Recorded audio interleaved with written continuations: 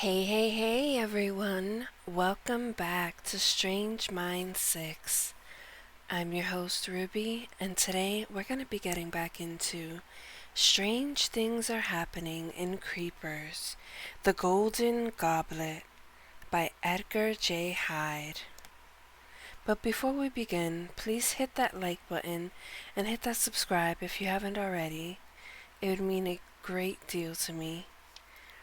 And without further ado, my dear friends, please grab a snack, grab a drink, or sit back and relax, and let's get to it. Chapter 3 Dream Girl. Shauna was lying on her bed, exhausted after the field day at her school. She looked out of her window at the full moon. It always scared her when it looked like that. She knew that when she turned the light off, it would go on shining through her curtains just to let her know that it was still there, even if she wouldn't look at it. She tried to put it out of her mind and thought again of the field day. "Why am I so tired?" she had asked her mother. She then added, "It's not like I won anything." "You tried your best, love. That's all anyone can ask." Her mom was being comforting as always. "Yeah, right," said Shauna grumpily. "They don't give out prizes for doing your best, do they?" Her mother was tucking her into bed, staying as patient as ever, and gently said, "But if they did, you'd get first prize every time." Shauna was not sure how to react to that one. Mom's in one of her positive moods, so there's nothing else I can do about it, she thought. I'll just have to agree with her. I had a dream about Granny again last night, Mom," she said aloud to her mother. "In fact, you could say that we had another dream chat. Do you want to know what we were talking about?"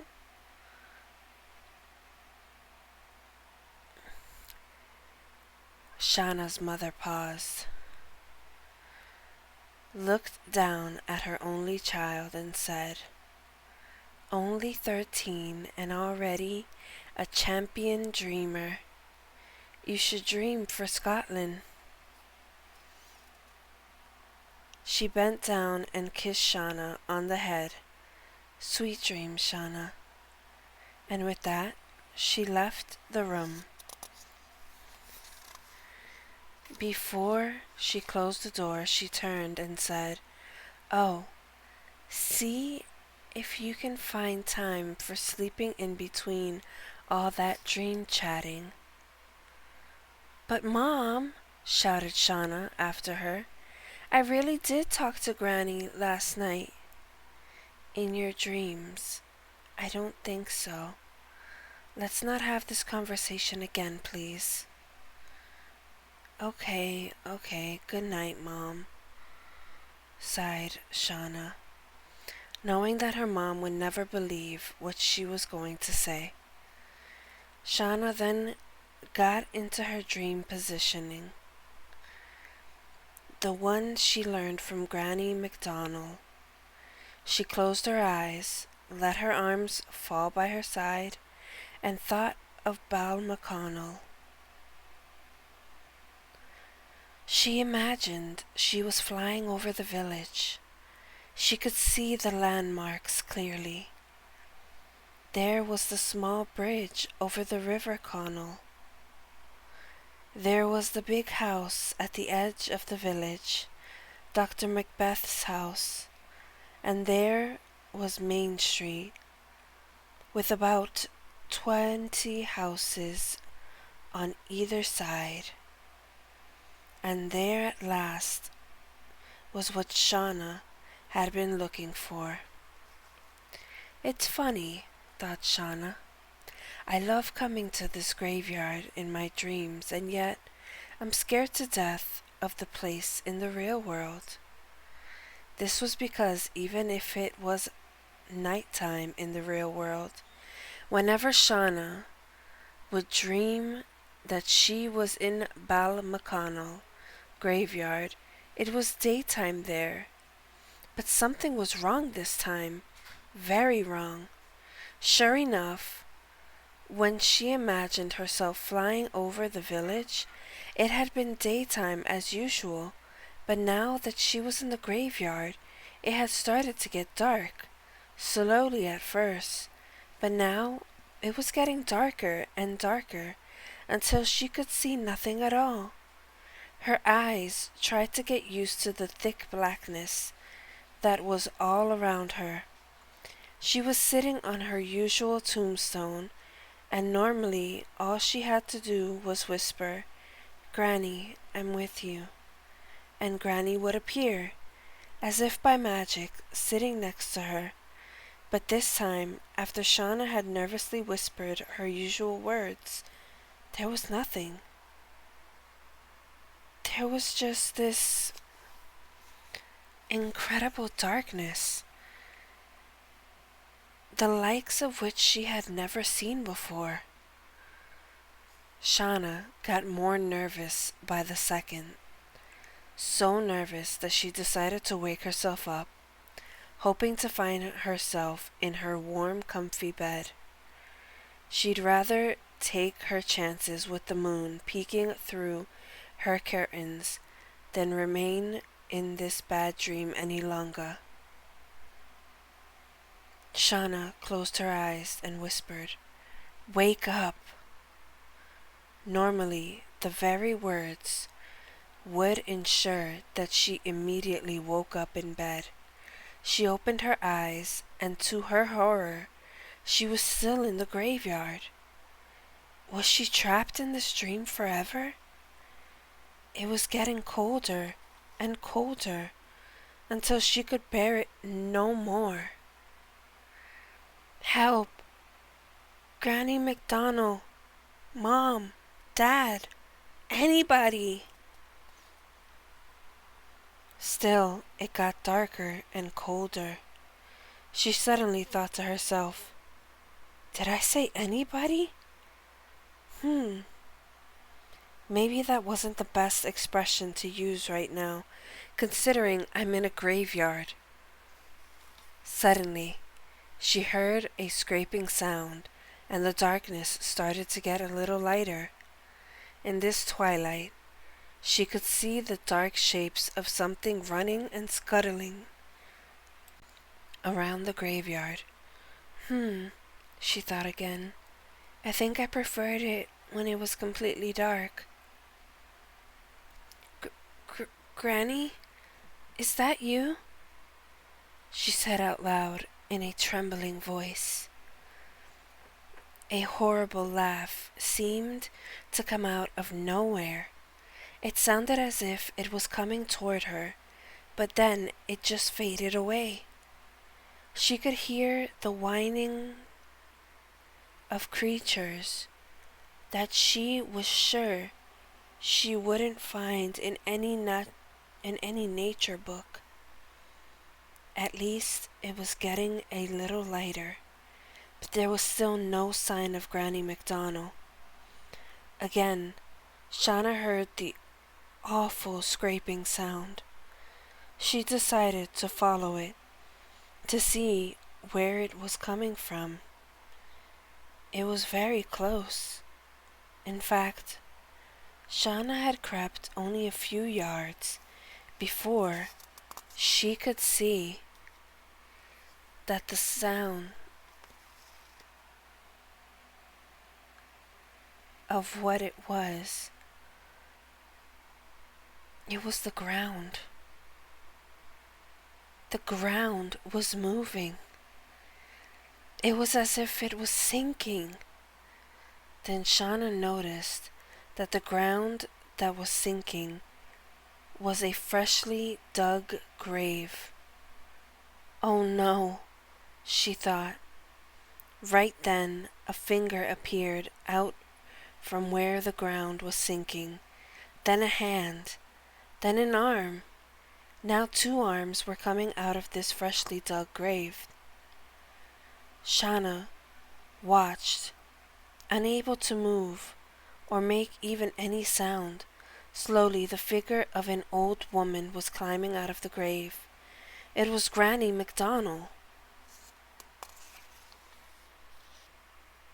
Chapter 4. Highland Jig.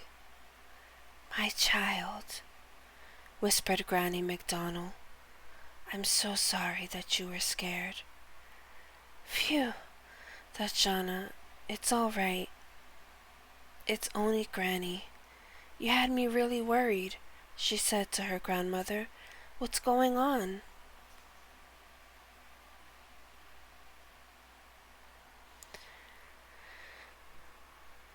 Granny MacDonald dusted herself off, walked over to Shauna and said, "Now don't be alarmed, Shauna, but I'm sort of, well, dead. At least I will be very soon." "What?"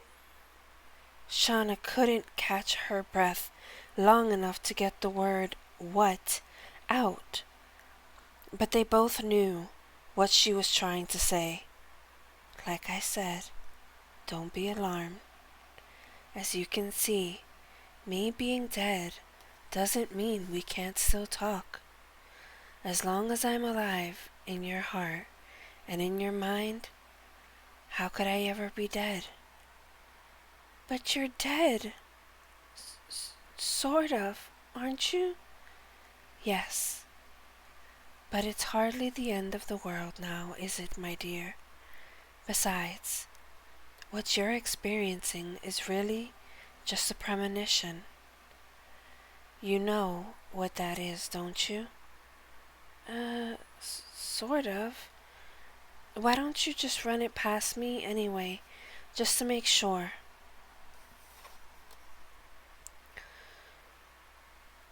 said Shauna, who was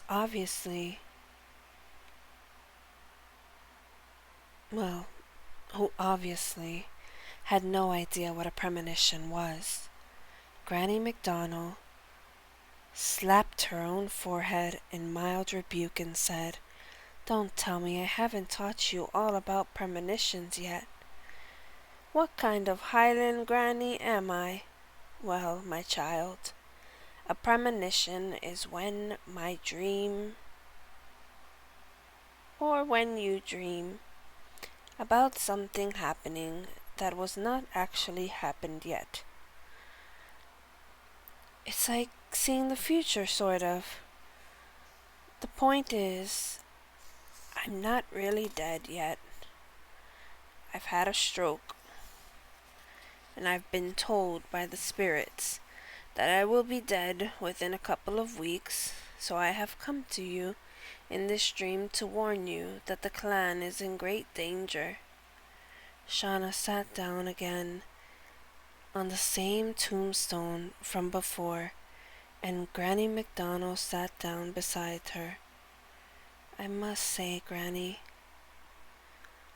you seem to be taking your own death very well, considering you're dead." "Death, Shauna, is no big deal. Take it from me, the so-called real world takes death far too seriously, so I don't need to eat porridge every day. You think I'm upset? Are you kidding? Don't get me wrong. I'm as patriotic as the next person, but you've tasted porridge, right? Would you miss it? And don't even get me started on haggis. Whoever dreamed that one up must have been mad. Fair enough. I might miss a wee dram now and again, but that's a price well worth paying if it means I don't need to put up with all the other things." And with that, Granny MacDonald went into one of her Highland jigs. Despite the fact that she had just met her nearly dead grandmother, whom she thought was healthy and well until that moment. Shauna started laughing at the sight of what was apparently Granny's ghost. Ghosts are meant to be scary, but this one was having the time of her life, or death.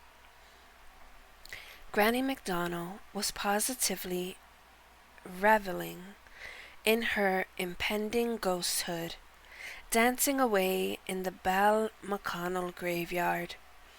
With the moonlight as her spotlight, Granny MacDonald read Shauna's thoughts and said, "Yes, but now that I've successfully countered the shock of my impending death with this madcap humor, there is something serious to discuss, my dear."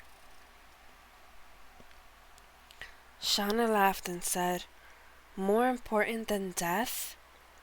"Yes, far more important than death," said Granny MacDonald in a far more serious tone.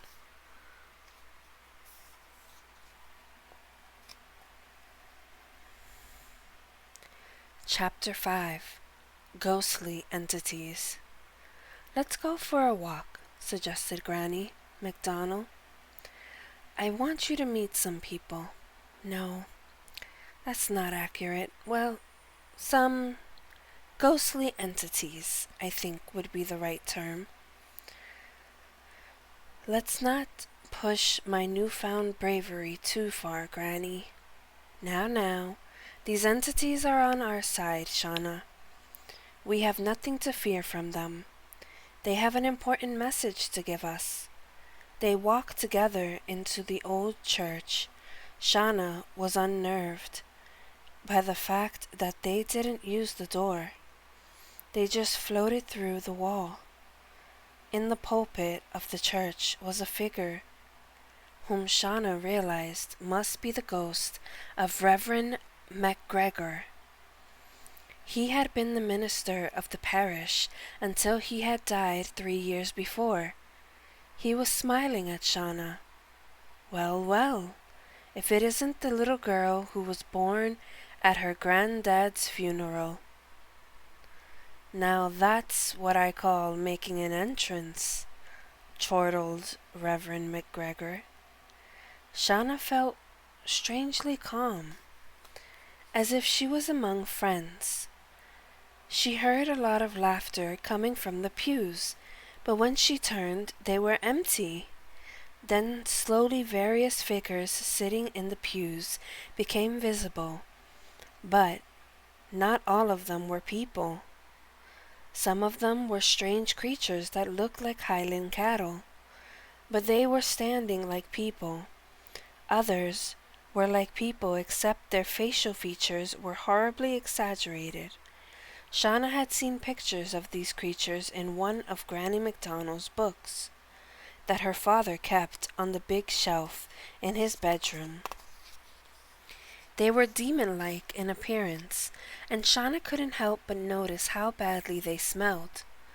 They smelled like hairy dogs when they have been swimming in the sea. In fact, they looked like very hairy demons indeed. "Don't they have hairdressers in the afterlife?" Shauna thought. "No, we don't have hairdressers, young woman," said the biggest, ugliest, fiercest demon. "That's right," he continued. "We can read your thoughts." The ghostly congregation all burst into laughter. Can you blame them? After all, it isn't every day that a bunch of ghosts in the part of the world come across someone they can tease a little bit. That was one thing that Shauna was learning. Ghosts could be just as silly as us. "Take no notice of our pranks, Shauna," said Reverend MacGregor. "Take a seat, and we will tell you why you are here." Shauna sat down as she was told. "Shauna, you are really here in place of your father, Karen. He has spent so long away from his homeland and ignored all your granny's instructions regarding the secret memory. This means he is no help to us in our time of need. You see, dark forces are again gaining control of our destiny. They will appear to people in your world as saviors. They will throw money and power around and pretend that it is all for the common good. In fact, they would do anything to destroy this clan. Reverend, you really know how to avoid the point, don't you? Interrupted a tall, angelic-looking ghost. Curiously, this ghost was walking with what sounded like an American accent. Let me explain. Your grandmother will have told you about Highland history. You know that we Highland ghosts are sworn to tormenting the ghosts of those who did us wrong all those years ago, right? Right, replied Shauna with a nod. Good. Now, as well as tormenting these bad guy ghosts, we also take great enjoyment in haunting their descendants, you know, their grandchildren, great-grandchildren, and so on.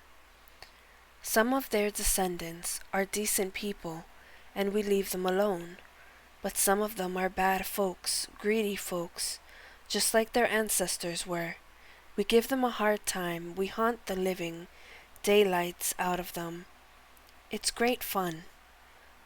Most of the assorted ghosts and demons laughed and agreed with the angelic ghosts, although Reverend McGregor shook his head in disapproval. The angelic ghosts continued.